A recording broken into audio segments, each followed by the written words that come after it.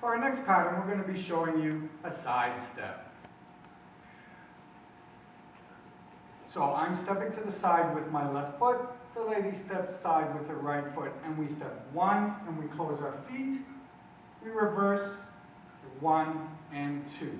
So 1 and 2, 1 and 2. So we'll do it in closed position, and we'll just show it so that you can see. And 1 and 2, 1 and 2, 1 and 2, 1 and 2.